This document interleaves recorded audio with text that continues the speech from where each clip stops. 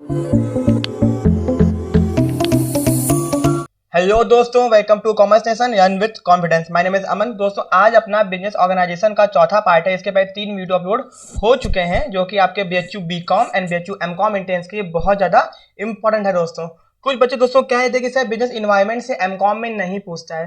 दोस्तों, मैं आपको बता दूं, बिजनेस इन्वायरमेंट बिजनेस का ही पार्ट है। आपके कुछ क्वेश्चन इसके मनी से भी कनेक्टेड है, कुछ क्वेश्चन बैंकिंग से भी कनेक्टेड है। तो दोस्तों, आपको इसको पढ़ना होगा क्योंकि क्वेश्चन इनमें से आ सकता है। बहुत इंपॉर्टेंट टॉपिक है ये, आपके बिजनेस का ही पार्ट है। बिजनेस एमकॉम के मैं बता रहा हूँ ये, ठीक है। बीकॉम के तो पूरा अलग से सेक्शन ही है बिजनेस एनवायरमेंट, 15 क्वेश्चन आएंगे और आपके एमकॉम में भी इससे क्वेश्चन आ सकते हैं। तो बिना डाउट के आराम से इसको पढ़िए, आपके क्वेश्चन आ सकते हैं, ठीक है। एंड दोस्तों, अगर आपको इसका पीडीएफ चाहिए तो आप लोग हम लोग की एंड्रॉइड ऐप डाउनलोड कर सकते हैं, जहां पे आपको प्रीमियम कोर्स दिखाई देगा स्टोर सेक्शन के अंदर। वहां जब आप इसको डाउनलोड करेंगे तो आपको सारी PDF notes, study material, notes, online test series सब कुछ वहां पे अवेलेबल है। तो जाइए, जाके ज्वाइन कीजिए एंड अपने हम लोग के ऐप को डाउनलोड कीजिए दोस्तों, ठीक है। आज का जो अपना टॉपिक है दोस्तों, न्यू इकोनॉमिक पॉलिसी। ये क्या है न्यू इकोनॉमिक पॉलिसी दोस्तों? अब कहने का मतलब है इंडिया को डेवलप करने के लिए पॉलिसी बनाई गई, ठीक है। तो दोस्तों, प्रेजेंट इंडस्ट्रियल पॉलिसी भी इसको कहते हैं 1991 में। इसको अनाउंस किया गया था 24 जुलाई 1991 को। इसको आपको याद रखना है कि भैया इसके अंदर 3 बातों पर के ऊपर ज्यादा फोकस किया गया था। एलपीजी, ठीक है ना, ये प्राइवेटाइजेशन, प्राइवेटाइजेशन एंड ग्लोबलाइजेशन, ठीक है। जिसको आपको इसको याद रखना है। अभी आगे देखेंगे कि सब क्या होता है। दोस्तों, कुछ बातें इसको समझते हैं। बिफोर 1991 के पहले public sector has assigned an important role in the economic development. भैया पब्लिक सेक्टर मतलब गवर्नमेंट ही क्या कर रहा था, इकोनॉमी को डेवलप करने के लिए काम कर रहा था। इकोनॉमी के डेवलपमेंट के लिए पब्लिक सेक्टर काम कर रहा था। प्राइवेट सेक्टर काम कर रहा था बट स्ट्रिक्ट कंट्रोल के अंदर, मतलब बहुत ज्यादा कंट्रोल था उसके ऊपर। प्राइवेट सेक्टर अच्छे से काम नहीं कर पाता था, ठीक है। दोस्तों, क्या हुआ जब अपनी न्यू इकोनॉमिक पॉलिसी ये बनाई क्यों गई, ये अनाउंस क्यों की गई? इंडिया को डेवलप करने के लिए, इंडिया को नेक्स्ट लेवल पे लेके जाने के लिए, ठीक है। तो 24 जुलाई 1991 को न्यू इकोनॉमिक पॉलिसी अनाउंस की गई। तो new economic policy was announced with the objective of pulling the country out of economic crisis. भैया जो अपनी कंट्री इकोनॉमिक क्राइसिस भैया मंदी झेल रही थी, उसको बाहर निकालने के लिए, और अपने कंट्री के एक्सीलेट करने के लिए, अपने इकोनॉमी के ग्रोथ को एक्सीलेट करने के लिए न्यू इकोनॉमिक पॉलिसी अनाउंस की गई। दोस्तों, इस पॉलिसी के अंदर फोकस किया गया लिबरलाइजेशन पे, प्राइवेटाइजेशन पे, ग्लोबलाइजेशन पे। ये 3 चीजें मेन है, ये 3 चीजें मेन है। आईपीजी कोई सिलेंडर की बात नहीं हुई, यहाँ पे इसका नाम है, ठीक है। Fiscal reform and financial reform. Financial reform के अंदर मॉनेटरी पॉलिसी के अंदर चेंजेस किए गए थे दोस्तों, ठीक है। अपने इंडिया की मॉनेटरी पॉलिसी जो कि आईबीआई बनाता है, ठीक है। आईबीआई के अंदर एक कमेटी होती है, मॉनेटरी पॉलिसी कमेटी एक्चुअली में वो बनाती है, आईबीआई के अंदर ये काम करती है। तो इन सब के अंदर चेंजेस किया गया दोस्तों। मतलब मेन फोकस जो था कि अपने देश के अंदर लिबरलाइजेशन किया जाएगा, प्राइवेटाइजेशन किया जाएगा, ग्लोबलाइजेशन किया जाएगा, फिस्कल रिफॉर्म होंगे। फिस्कल मतलब भैया गवर्नमेंट के डिसीजन के अंदर रिफॉर्म्स चेंजेस आएंगे। फिर फाइनेंशियल रिफॉर्म होंगे, इंडस्ट्रीज के अंदर बहुत सारे रिफॉर्म किए गए, ठीक है। तो इकोनॉमिक पॉलिसी में आपको याद रखना है कि ये क्यों किया गया था, ठीक है। अपने इंडिया को एक्सीलेट करने के लिए, इंडिया के इकोनॉमिक के ग्रोथ को एक्सीलेट करने के लिए, ठीक है। एंड दोस्तों, इसकी डेट आपको याद रखनी है कि भैया 24 जुलाई 1991 को ये लाया गया था, ठीक है। बहुत छोटा टॉपिक है, जरा बड़ा टॉपिक नहीं है, टाइम इसमें नहीं लगेगा। दोस्तों, आपको इसके कंपोनेंट को याद रखना है कि जो न्यू इकोनॉमिक पॉलिसी थी, एनईपी, आपके एग्जाम में एनईपी लिख के भी आ सकता है, तो भैया कंफ्यूज मत होना, न्यू इकोनॉमिक पॉलिसी ही कहते हैं इसको, ठीक है। तो दोस्तों, इसके अंदर इंडस्ट्रीज को डेवलपमेंट करने की बात की गई थी। इसके अंदर आपको इसके नाम याद रखने हैं केवल, ठीक है। इसके अंदर कुछ बातों को समझ लीजिए, जैसे कि दोस्तों reduction in the number of reserve industry for public sector. मतलब पब्लिक सेक्टर अब क्या कहेंगे, पहले क्या था कि पब्लिक सेक्टर ही सब काम कर रहे थे, मतलब गवर्नमेंट ही सब काम कर रही थी, सब काम उसके हाथ में था, तो उनको कम किया गया। अब पब्लिक सेक्टर के रिडक्शन को कम किया गया एंड प्राइवेट सेक्टर को बुलाया गया कि आप जाके काम कीजिए। Revival of sick industry. दोस्तों, जो सिक इंडस्ट्री, जो इंडस्ट्री पैसा नहीं कमा पाई थी, जो लॉसेस में चल रही थी, उनको रिवाइव करने की BIFI बनाया गया, board of industrial financial reconstruction बनाया गया, ठीक है। अभी इसके ऊपर पूरा टॉपिक है, उसको हम लोग डिस्कस करेंगे। तो BIFI का फुल फॉर्म एंड कब आया इस हमको देखना पड़ेगा, ठीक है। उसके बाद एलिमिनेटिंग ऑफ लाइसेंसिंग सिस्टम। भैया जो लाइसेंसिंग सिस्टम था, किसी भी काम को करने के लाइसेंस चाहिए होता था, उसको एलिमिनेट किया गया, उसको हटाया गया, ठीक है। एक्सेप्ट इन सब चीजों में नहीं हटाया गया, लीकर में, सिगरेट में, डिफेंस इक्विपमेंट में, इंडस्ट्रियल एक्सप्लोजिव में, डेंजरस केमिकल में नहीं हटाया गया। लाइसेंसिंग बहुत जरूरी था इन सब में। Abolition of licensing system. Licensing system को पूरी तरह से हटा दिया गया, उस समय एकदम बहुत मिनिमम कर दिया गया। मेन चीजों के केवल लाइसेंसिंग ही रखा गया था दोस्तों, ठीक है। उसके बाद दोस्तों आपको यहाँ पे ये बातों को याद रखना है कि देखिए जैसे इंडस्ट्री पॉलिसी के अंदर इतनी चीजें की गई, तो आपको इसको बस ध्यान में रीडिंग मारना है, याद नहीं करना आपको, एक्चुअली ये तीनों को चारों को याद करना है, ठीक है। तो भैया हाँ, इनके इनके अंदर चेंजेस किए गए। उसके बाद फॉरेन ट्रेड पॉलिसी के अंदर चेंजेस किए गए भैया, जैसे कि एफडीआई की लिमिट को बढ़ाया गया, अब इंडिया के अंदर ज्यादा एफडीआई हो सकता है, ठीक है। फॉरेन ट्रेड के टैरिफ को कम किया गया, टैरिफ को क्या किया, टैक्स को कम किया गया, टैक्स को रिड्यूस किया गया। फिर फिस्कल पॉलिसी, फिस्कल पॉलिसी दोस्तों बहुत इंपॉर्टेंट है, याद रखिएगा, नोट्स बनाइए, गवर्नमेंट की पॉलिसी होती है। फिस्कल पॉलिसी गवर्नमेंट की होती है। मॉनेटरी पॉलिसी दोस्तों आरबीआई की होती है, ठीक है। Monetary policy is announce by RBI governor, RBI का गवर्नर मॉनेटरी पॉलिसी को अनाउंस करता है। एंड फिस्कल पॉलिसी गवर्नमेंट की होती है। तो दोस्तों न्यू इकोनॉमिक पॉलिसी के अंदर इंडिया को डेवलप करने के लिए, इंडिया की इकोनॉमी की ग्रोथ को बढ़ाने के लिए, एक्सेलरेट करने के लिए इन चारों के ऊपर ज्यादा फोकस किया गया भैया। इंडस्ट्रीज के ऊपर काम किया गया, फॉरेन ट्रेड पॉलिसी जो भैया अंतर्राष्ट्रीय व्यापार थे, इंटरनेशनल बिजनेस, उसके अंदर चेंजेस किए गए, एफडीआई की लिमिट को बढ़ाया गया, ठीक है। उसके बाद फिस्कल पॉलिसी भैया, गवर्नमेंट की जो पॉलिसी होती है फिस्कल पॉलिसी, उसमें चेंजेस किए गए, गवर्नमेंट की जो एक्सपेंडिचर रेवेन्यू की पॉलिसी होती है। फिर मॉनेटरी पॉलिसी के अंदर भी बहुत सारे चेंजेस किए गए, सीआईआर को कम किया गया, लोन बांटे गए, ठीक है दोस्तों। मॉनेटरी पॉलिसी को मजबूत किया गया, इससे अपनी इकोनॉमी को बहुत बूस्ट मिला एंड अपनी इकोनॉमी बहुत तेजी से आगे बढ़ी। 1991 के बाद में अपनी इकोनॉमी को बहुत ज्यादा बूस्ट मिला, इकोनॉमी बहुत तेजी से आगे बढ़ी दोस्तों, ठीक है। उसी के टाइम पे बहुत सारी कंपनी का मर्जर भी हुआ, ठीक है।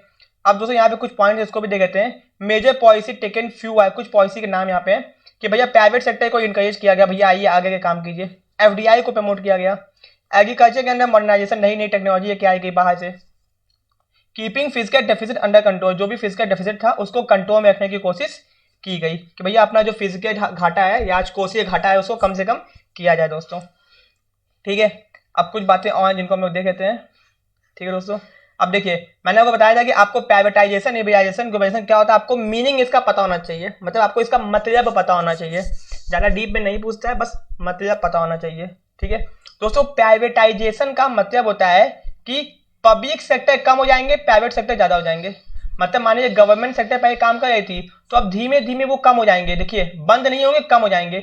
और प्राइवेट सेक्टर क्या करने लगेंगे, ज्यादा हो जाएंगे, ज्यादा काम करने लगेंगे, ठीक है। तो एनी प्रोसेस, कोई भी वो प्रोसेस जिसकी मदद say that reduce the involvement of state और पब्लिक सेक्टर, स्टेट मतलब गवर्नमेंट की यहाँ बात हो रही है, पब्लिक सेक्टर मतलब गवर्नमेंट की ही बात हो रही है। Economic activity of the nation, मतलब कंट्री के अंदर अगर गवर्नमेंट का रोल कम हो रहा है एंड प्राइवेट सेक्टर का रोल बढ़ रहा है तो उसको बोलते हैं प्राइवेटाइजेशन। इसका बेस्ट एग्जांपल है दोस्तों, आज के टाइम पे इंडियन रेलवे प्राइवेटाइज हो रहा है, बहुत सारी ट्रेनें प्राइवेटाइज हो रही हैं दोस्तों, ठीक है। तो आपको पता होना चाहिए कि प्राइवेटाइजेशन का मतलब होता है कि गवर्नमेंट का रोल कम हो रहा है इकोनॉमी के अंदर एंड प्राइवेट सेक्टर का रोल ज्यादा हो रहा है, तो इसको कहते हैं privatisation.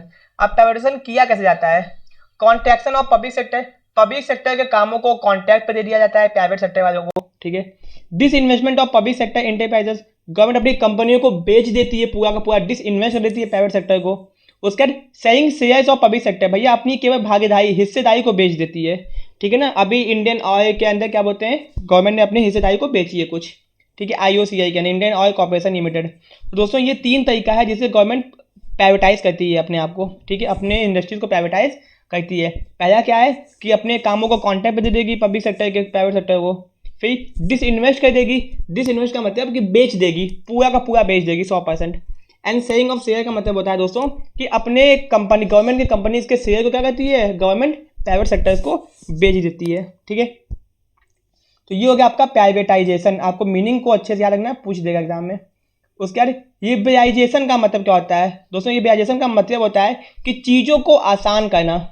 It means free the economy from direct and physical control, भैया गवर्नमेंट ने इंडिया के ऊपर बहुत हैवी कंट्रोल लगा रखे थे कि कोई भी कोई काम नहीं कर सकता है, किसी भी काम को करने के लाइसेंस चाहिए, ठीक है, बिना लाइसेंस के काम नहीं होगा, आपको रजिस्ट्रेशन करवाना पड़ेगा। तो बहुत दिक्कत थी इंडिया के अंदर, तो इंडिया को थोड़ा लिबरलाइज किया गया, आसान किया गया, चीज़ों को ईजी किया गया। तो दोस्तों फिजिकल कंट्रोल जो इंडिया के ऊपर था उसको हटाया गया, लाइसेंसिंग सिस्टम को खत्म किया गया, ठीक है, एग्रीमेंट करने को, रजिस्ट्रेशन करवाने को आसान किया गया, ठीक है, बिजनेस स्टार्ट करने के तरीकों को आसान किया गया, बहुत सारे मेजर्स उठाए गए इंडिया को बूस्ट करने के लिए, ठीक है। तो दोस्तों यहाँ पे कुछ तरीके हैं जो बताए गए हैं। पहला abolition of licensing system, licensing system को पूरी तरीके से खत्म कर दिया गया एक्सेप्ट फ्यू, कुछ को छोड़ के, जिसके अंदर सिगरेट ये कई सब चीज़ें थी। Expansion of productivity facility, production facility, government ने बोला कि आप अपने प्रोडक्शन फैसिलिटी को बढ़ा सकते हैं बिना किसी लिमिटेशन के। ठीक है। Freedom to import capital goods, आप लोग कैपिटल गुड्स बाहर से मंगा सकते हैं। पहले कैपिटल गुड्स मंगाने की इजाज़त नहीं थी कि आप लोग किसी कंट्री से कैपिटल गुड्स को मंगा सकते हैं, बट अब आसानी से मंगा सकते हैं। ईजमेंट इन रजिस्ट्रेशन, आप लोग को रजिस्ट्रेशन करवाना है किसी चीज़ का तो बहुत आसान कर दिया गया, उसके प्रोसेस को आसान कर दिया गया, मतलब अपने इकोनॉमी को लिबरल कर दिया गया। लिबरल मतलब आसान, हर तरीके से आसान, हर तरीके से आसान मतलब कि लाइसेंसिंग खत्म कर दिया गया, प्रोडक्शन फैसिलिटी बढ़ा सकते हैं, कैपिटल गुड्स को इंपोर्ट कर सकते हैं, रजिस्ट्रेशन आसान कर दिया गया, मेन लाइसेंसिंग वाला है, लाइसेंस को एबॉलिशन कर दिया गया, हटा दिया गया। ठीक है, तो आपको इसका मतलब पता होना चाहिए। अब दोस्तों ग्लोबलाइजेशन का मतलब क्या होता है, बहुत लोगों को इसका मतलब में कंफ्यूजन होती है। ग्लोबलाइजेशन मतलब होता है कि जब एक मान लीजिए कि ये इंडिया है, मान लीजिए कि ये इंडिया है, इंडिया ने अपने देश का दरवाजा ओपन कर दिया बाकी बाहर के कंट्रीज के लिए। ठीक है, अब मतलब सारी कंट्रीज इंडिया में आके बिजनेस कर सकती, इंडिया ने अपने दरवाजा क्या कर दिया, ओपन कर दिया। जब एक इकोनॉमी वर्ल्ड के इकोनॉमी के साथ इंटीग्रेट करती है, सारी कंट्री के साथ इंटीग्रेट करके बिजनेस करती है आसानी बिना किसी रिस्ट्रिक्शन के, तो उसको कहते हैं ग्लोबलाइजेशन। मतलब जब एक इकोनॉमी, एक अर्थव्यवस्था जैसे कि इंडिया ने क्या किया, ग्लोबलाइज कर दिया अपने आप को, मतलब कि बाहर के विदेशों के कंपनियों के लिए अपने देश के दरवाजों को ओपन कर दिया कि भैया वहाँ की कंपनियां भी इंडिया में आके बिजनेस कर सकती हैं और यहाँ की कंपनियां भी वहाँ जाके बिजनेस कर सकती हैं, तो इसको कहते हैं ग्लोबलाइज करना, मतलब विदेश इंटरनेशनल बिजनेस के लिए अपने दरवाजों को ओपन कर देना। ठीक है, तो इसका एक मतलब है, मीनिंग यहाँ पे है, it means integrating the economy of a country with the economies of other country, मतलब एक इकोनॉमी अदर कंट्री के इकोनॉमी के लिए दरवाजों को खोल दिया गया, इंटीग्रेट कर दिया गया, आपस में मिला दिया। अंडर कंडीशन ये होती है कि free flow of trade, business आसानी से होगा, कैपिटल यहाँ से वहाँ मतलब इन्वेस्टमेंट आसानी से होगी, एंड मूवमेंट ऑफ पर्सन, लोग भी आसानी से आ जा सकेंगे यहाँ से वहाँ, वहाँ से यहाँ। तो ग्लोबलाइजेशन का मतलब होता है कि integrating the economy with the rest of the world, जब एक इकोनॉमी अर्थव्यवस्था दूसरे देशों के इकोनॉमी के साथ इंटीग्रेट करती है आपस में बिजनेस को करने के लिए, मूवमेंट ऑफ पर्सन्स को मूवमेंट कराने के लिए, ठीक है, कैपिटल को यहाँ से वहाँ इन्वेस्टमेंट के लिए, तो उसको बोलते हैं ग्लोबलाइजेशन। ठीक है दोस्तों, इसी के कारण आजकल इंडिया में इतनी सारी कंपनीज हैं जो काम कर रही हैं। दोस्तों इसके कुछ एग्जाम्पल भी हैं कि increase in the equity limit of FDI, भैया एफडीआई के अंदर इक्विटी की लिमिट को बढ़ा दिया गया। ठीक है, मतलब अब बाहर की कंपनियां यहाँ के कंपनियों के अंदर इक्विटी के अंदर ज़्यादा इन्वेस्टमेंट कर सकती हैं। लॉन्ग टर्म ट्रेड पॉलिसी, भैया बिजनेस के लिए पॉलिसी बना दी गई, लॉन्ग टर्म ट्रेड पॉलिसी मतलब लंबे समय तक 5 से 6 साल के बिजनेस के प्लान्स बना दिए गए, कर सकते हैं। रिडक्शन इन टाइफ मतलब टैक्सेस, भैया टैक्सेस को रिड्यूस कर दिया गया। ठीक है ना, टैक्सेस को रिड्यूस कर दिया गया जिससे बिजनेस आसानी से हो सके। तो दोस्तों इसके अंदर आपको पढ़ना था कि न्यू इकोनॉमिक पॉलिसी क्या होती है, कब आई, कुछ उसकी important components, and liberalisation, privatisation and globalisation. ठीक है, इसके अंदर ज़्यादा नहीं पढ़ना था अपने को। दोस्तों अगर आपको वीडियो पसंद आया तो वीडियो को लाइक, चैनल को सब्सक्राइब, एंड दोस्तों कमेंट जरूर कीजिएगा। एंड इसका PDF चाहिए तो जाइए हम लोग का ऐप डाउनलोड कीजिए, वहाँ पर आपको प्रीमियम सीरीज़ के अंदर आपको इसका नोट्स मिल जाएगा। ठीक है, मिलते हैं अपने नेक्स्ट वीडियो में। Thank you so much.